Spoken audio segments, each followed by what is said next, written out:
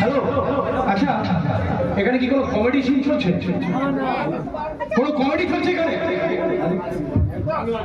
কি হচ্ছে এটা? আস্তে আস্তে ভাই, আস্তে আস্তে ভাই।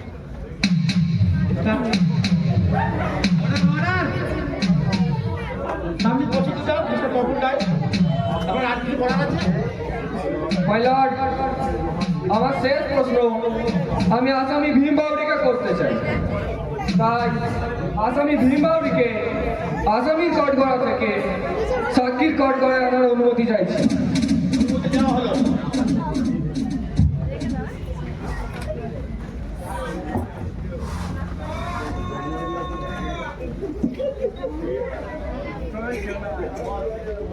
আচ্ছা ভীম, তুমি তো একজন মৃত্যুদণ্ডের আসামি। হ্যাঁ হুজুর। তারপরেও তোমার ওই তিনজনকে ওইভাবে নৃশংসভাবে হত্যা করতে হাত কেঁপে উঠলো না? কোন তিনজনের কথা কইছেন হুজুর? তুমি বুঝতে পারছো না আমি কোন তিনজনের কথা বলছি? জানি হুজুর, তবু নামগুলো আমি জানতে চাইতেছি। অপরাধ নেবেন না হুজুর, মুই জানি উনি নাম লিখি পারবে গেলাই।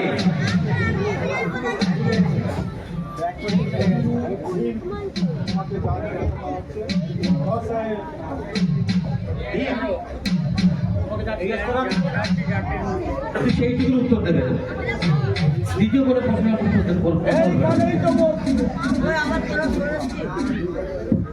এইখানেই তো মোর ঘোর আপত্তি হুজুর। আইন যদি সবার জন্য সমান হয়, তাহলে কথা বলার অধিকার সবার সমান হয়ে দেখলাম এখানে। মুই জানি হুজুর, উনি তিনজনের নাম মুখে নিতে পারবে গেলাই, কারণ উনি তিনজনের নাম মুই মুখী সুখী মানুষ, মুখে ফাঁসির আসামি মনে কইরে মাফ কইরে দিবেন হুজুর।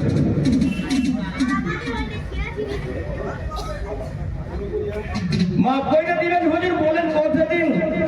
কারণ মুই তো আর এখানে দাঁড়িয়ে আপনাদের সঙ্গে আর ঝগড়া করার সুযোগ পাবো গেলে। দিবেন হুজুর, দিবেন? এই সভ্যহারা ফাঁসির আসামিকে একটু বেশি সময় দিবেন হুজুর। মানবতার দিক থেকে বিচার করে আদালত আপনি জিম্বাবুকে সময় দিবেন। বলো দিন, তোমার কি বলা আছে বলো, মন খুলে বলো। মুই একটা খুন কইরাই ফাঁসি সাজা পাইছি হুজুর, কি কথা ঠিক? হাত কাঁপলে মোর তখন কাঁপার কথা ছিল, কারণ তখন ওই প্রথমবার মানুষের উপর অস্ত্র চালাইছি। তারপরের বার তো আর হাত কাঁপার কথা লয় হুজুর। হ্যাঁ হুজুর, তখন তো ওই পিসাদার খুনি হইয়া গেছি। আপনি তিনজনের নাম মুখে নিতে পারলেন না, কারণ ওর মধ্যে আপনার পোলাও আছে। তুমি কি বলছো? ঠিকই বলছি হুজুর, মই ঠিকই বলতেছি। শোনেন উকিল বাবু, ঠিক যে কারণে নিজের প্রভাব খাটিয়ে নিজের ওকালতির দক্ষতাকে কামে লাগিয়ে অনেক অনেক কুখ্যাত অপরাধীকে আপনি বেকসুর খালাস করিয়েছেন শুধুমাত্র পয়সার জন্য। ঠিক যেমনি করি নিজের পেশাদারিত্বের জন্য আজ নিজের খুনের ছেলের খুনের ওকালতি করছেন সব বুকে চাইপা। মুইও ঠিক তেমনি নিজের মৃত্যুর দিন কোন ভুই লাগিয়া ওই তিন শয়তানের খুন কইরা দিছি।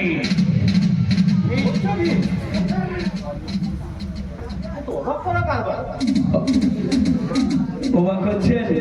বলেন তো পুলিশ বাবু, জজ সাহেব, আপনারা কি কইরা কামে এসেছেন বলেন? এটা আমাদের কর্তব্য, পেশাদারিত্ব, তাই না? তুমি আদালতে দাঁড়িয়ে দিয়ে আদালত অবমাননাকর কথা বলতে পারো না। এটা কি হবে হুজুর? সাজা হবে, মোর ফির সাজা হবে। হুজুর মই ফির বলতেছি, মই মুখী সুখী মানুষ, অপরাধ ক্ষমা করে দিবেন। ফির আপনারা যেমন কর্তব্য, পেশাদারিত্ব বজায় রাখতে গিয়া নিজেদের ছেলেদের খুনের সব বুকে চাইপা কর্তব্য করতে এসেছেন, মইও ঠিক তেমনি নিজের মৃত্যু দিনক্ষণ ভই লাগিয়া ওই 3 শয়তানের খুন কইরা দিচ্ছি। নিজে প্রতিষ্ঠা চরিতার্থ করতে গিয়ে তুমি খুচরোটা এত বেশি মনে করতে পারো না। এটা আইনত এটাও ঠিক নয়। কারণ তোমার দেখা দিচ্ছে আরো প্রতিদণ্ড আসামি ওই একই পথের প্রতিষ্ঠা। তাছাড়া সংবিধান কাউকে আইন হাতে তুলে নেওয়ার অধিকার দেয়নি। তাই হুজুর, দুটো করে হাত তো সবাই আছে হুজুর। কি বলে? আরে আপনি কি বলতে চাচ্ছেন? কি বলতে চাইছি আপনি শুনবেন? তাহলে শুনুন, দুটো করে হাত যদি সবাই থাকে তাহলে এক পক্ষের আইন হাতে তুলে নেওয়ার ক্ষমতা আছে, আর এক পক্ষের আইন হাতে নিয়ে দেখবারও ক্ষমতা নাই। তারা গরিব বলে, হ্যাঁ, তারা অসহায় বলে। কি বলছো তুমি?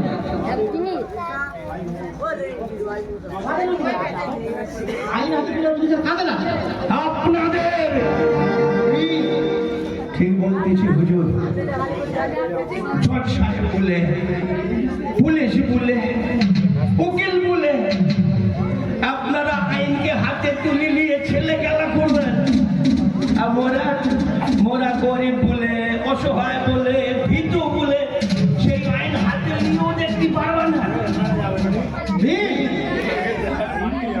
আইন যদি সোমবার হইতো তাহলে কেষ্ট দাদার বোন, শকুন দাদার প্রেমিকা বিচার পাইল নাই কেনে? আইন যদি সোমবার হইতো হুজুর, তাইলে কেষ্ট দাদার ভাইকে লড়ি তলায় পিছে মরতে হইল কেনে? আইন যদি সোমবার হইতো হুজুর, তাইলে মোর বউকে একবার নয় দুবার দর্শন করার পরে তাকে আত্মহত্যা করতে যাত্রী হইল কেনে? বলেন হুজুর, বলেন। আসলে মুদ্রা কথা হইল কি জানেন তো? আইন আপনাদের জন্য, আপনারা সমাজের শিক্ষিত মানুষ, আপনারা আইন পড়েছেন, শিখেছেন কেমন করি শুধু হাতে কেন আইনকে পায়ের তলায় পিষে ফেলা যায়, কেমন করি টাকার পেশাদারিত্বের উপর নির্ভর করে আমাদের মতো গরিবদের ফাঁসিতে লটকিয়ে আর দুর্দর্শন নৃশংস অপরাধীদের বেকসুর খালাস করা যায়। এতগুলো খুন করার পরেও তুমি নিজেকে নির্দোষ বলে মুই নিজেকে বাঁচানোর চেষ্টা করি গেলাই। মুই জানি মোর ফাঁসির দিন কম হয়ে গেছে, মুই ফাঁসিতে ঝুইলা পড়বো, কোনো অসুবিধা নাই। শুধু আপনাদের কাছে মোর কোনো জন্য বিনতি হুজুর, মোর সাথে যে ভুল হয়েছে এই পৃথিবীর কারোর সাথে যেন এই ভুল না হয়, কারোর সাথে যেন না হয় হুজুর। কি ভুল হয়েছে? ভুল আপনার সাথে হয়নি হুজুর। আমার এই পুলিশ বাবুর সঙ্গে কিছু কথা আছে, আপনার মনে আছে? মোর পোলা বিষ খেয়ে নেওয়ার পরে মুই ছুটি গিয়েছিলাম থানায়, মনে আছে? আপনি কি কইলেন? আপনি কইলেন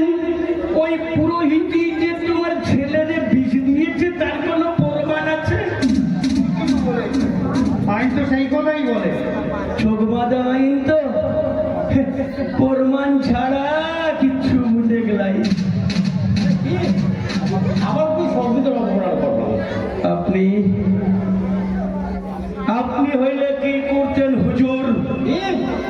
যদি দেখেন মোর কুতুবের মতো আপনার পোলার কেউ হাত কাটি দিচ্ছে, আপনি কি করতেন?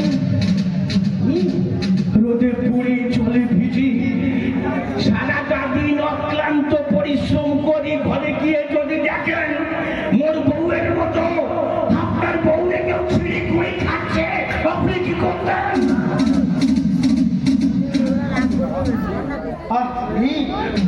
এটা কি হচ্ছে? আরে রাখেন মশাই রাখেন। আদালত মোর ভুল ক্ষমা করার অনুমতি নিয়ে মই বলতেছি হুজুর। বলেন জজ সাহেব, বলেন আপনি তখন প্রতিরোধ করবেন নাকি থানায় গিয়ে অভিযোগ করে পুলিশ আসার জন্য অপেক্ষা করবেন? বলেন। তুমি চুপ করবি? কেন চুপ করবো? কেন? শুধু একটা কথা বলতে একটা আইনজ্ঞ নিয়োগ করে বা আইনজীবী নিয়োগ করে এই কথাগুলো তো বিচার সাহেব বিচার জানাতে পারছে, এগুলো বলতে পারতে পারে। তাই হুজুর আবার আপনার পেন নাম করি একটা নিবেদন করি। হ্যাঁ বল। হুজুর মোদের সংবিধানের ধারায় লিজের কথা লিজে মুই বলতে পারবো গলাই, ইনাদের মতো উকিলের মাধ্যমে বলতে হবে? হুজুর মুই যদি এখন বলার সুযোগ পাই তখন পাইলেন না কেন? হ্যাঁ, কিন্তু সংবিধানের তো একটা ব্যবস্থা আছে, তার একটা প্রসিডিওর আছে, আচ্ছা সেটাকে তো মান্যতা দিতে হবে। হুজুর টাকা মোদের মতো গরিবদের টাকা লাই হুজুর আপনাদের মতো হাতি পুষার জন্য, নইলে আনোয়ার ভাই মোরে বলেছিল ভীম দাদা মোর ঘোর বাড়ি জমি ছিঁড়ে সব বিক্রি করে তোর জন্য উকিল দেব, মুইলি নাই। ঠিকই বলছি হুজুর।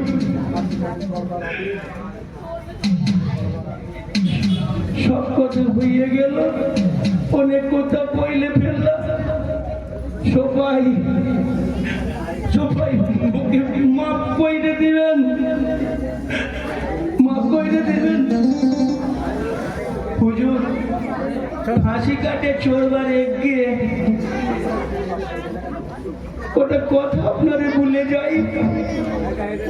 গাড়ি গাড়ি টাকা বেতন লিয়া এইসব উকিলদের প্রমাণপত্রে বিশ্বাস করে শুধু রায় দেবেন না হুজুর। টাকার বিনিময়ে যারা আইনকে নিয়ে বিক্রি করে সত্যিকে মিথ্যে আর মিথ্যেকে সত্যির মধ্যে যারা অনুঘটকের ভূমিকা নেয় তাদের প্রমাণপত্রে বিশ্বাস করি রায় দেবেন না হুজুর। প্রশ্ন উত্তর প্রমাণপত্রের ঊর্ধ্বে উঠি মানবতার চোখ দুটি খুলে শুধু রায় দিয়ে যান, তাহলে দেখবেন আপনি, তাহলে দেখবেন আপনাকে এই সমস্ত গরিবদের ফাঁসিতে লটকাতে হবে না হুজুর। আপনাদের সংসাজার বিধানকে সম্মান জানিয়ে বলতেছি হুজুর, শুধু পুঁথিগত বিদ্যে আর আইনি পদ্ধতির ঊর্ধ্বে উঠি মানবতার চোখ দুটি খুলি সংবিধান রক্ষা করার দায়িত্ব পালন করে যান, তাহলে দেখবেন হুজুর নিজেদের কুকর্মের জন্য মোদের মতো গরিব মানুষদের আইনের প্রতি যে বিশ্বাস উঠে গেছে না তা আবার ধীরে ধীরে ফিরে আসবে হুজুর, আবার ধীরে ধীরে ফিরে আসবে। সবাইয়ের কাছে মোর মিনতি, মোর ফাঁসি হয়ে যাবে। মহিলার কারোর মুখ আজকের পর থেকে দেখতে পাবো গলাই, তাই সবাইয়ের কাছে কোনো জন্য মিনতি চাইছি পারলে সবার মুখে মাফ করে দিতে। হুজুর আর একটা অনুরোধ করব, কৃষ্ণ দাদা আর স্বপন দাদারে ছাইড়ে দিলেন। আপনি তো আইনের সুযোগ নিয়ে নিজেদের ছেলেদের বেআইনি করে অনেকবার বেকসুর খালাস করে দিয়েছেন। এখন তো আপনার ছেলে নাই, তার তো টুটিটা আমি খাইটা দিচ্ছি। এই টুটিকে যদি আপনার ছেলে মনে করিয়ে আর হুজুর মরণের হেঁকে মোর কুতুবকে আর আনোয়ার ভাইকে জড়িয়ে ধরতে চাই। দিবেন হুজুর, আমাকে অনুমতি দিবেন হুজুর, আমাকে অনুমতি।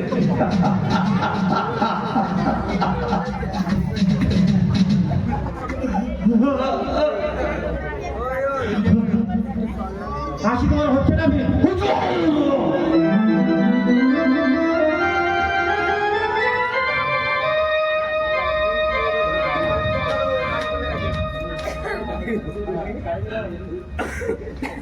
ফাঁসি হ্যাঁ, ফাঁসি অভিরাজ সেনগুপ্ত বলছি, ওদিকে লোয়ার কোর্টের জজ বলছি। ফাঁসির আসামি ভীমবাবুরি যে পরিস্থিতিতে পড়ে এতগুলো খুন করতে বাধ্য হয়েছে, সমাজের যে কোনো স্তরের মানুষের ঘটনা ঘটাতে পারত। আপনজনের প্রতি অবিচার দেখলে তৎক্ষণাৎ মানুষের মাথা ঠিক থাকে না। পরিস্থিতির শিকারে ভীম কথাগুলিও এই কাজগুলো বুঝিয়ে ফেলেছে।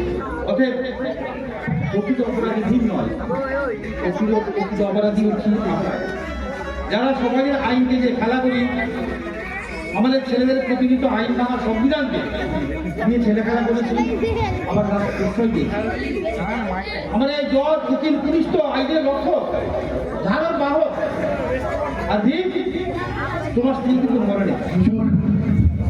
হ্যাঁ, সে আমার হয়ে যাবে। তাকে কেউ বিধবা বলার আগে আমি আবার তোমার সাথে তার সুন্দর করে বিয়ে দিতে চাই। সে তার স্বাধীন ফিরে পাক, আর আমি তোমাদের সংসারে তোমাদের বাবা হয়েছি।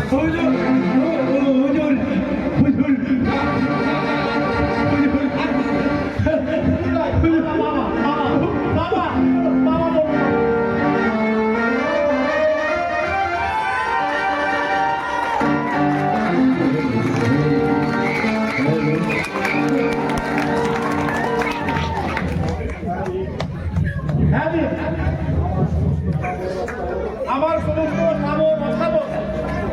সমস্ত সম্পত্তি আমি তোমার নামে লিখে দেবো। তোমার কথা মতো আমি তপন বাবুকে দিয়ে হরে কৃষ্ণ চেঞ্জ করিয়ে ওদের যে সমস্ত অ্যালিগেশনগুলো আছে সব আমি মিথ্যা প্রমাণ করবো। ওদের আমি পরে শুনে খালাস করবো। তুমি আমার মতো সমস্ত আইন ডক্টরদের চোখ খুলে দিয়েছো। শুনুন, আমার মতো আইন কর্তারা আজকে ভালো করে শুনুন, যদি সমাজের সর্বস্তরের মানুষকে আইনের সমান পরিচয় দিতে না পারে, যদি মিথ্যা সাক্ষী প্রমাণের দ্বারা প্রভাবিত হয়ে আমাদের প্রতি বিচারের দায় দেন, যদি স্নেহ, মমতা এবং অন্ধকার বশবর্তী হয়ে পক্ষভুক্ত করে, তাহলে আজ যারা আপনাদের আইনের লক্ষ্য করে সম্মান দিয়ে মাথায় করে রেখেছে, একদিন তারা আপনাদের মাথা থেকে নামিয়ে মাটিতে ছুঁড়ে ফেলবে, মাটিতে ছুঁড়ে ফেলবে।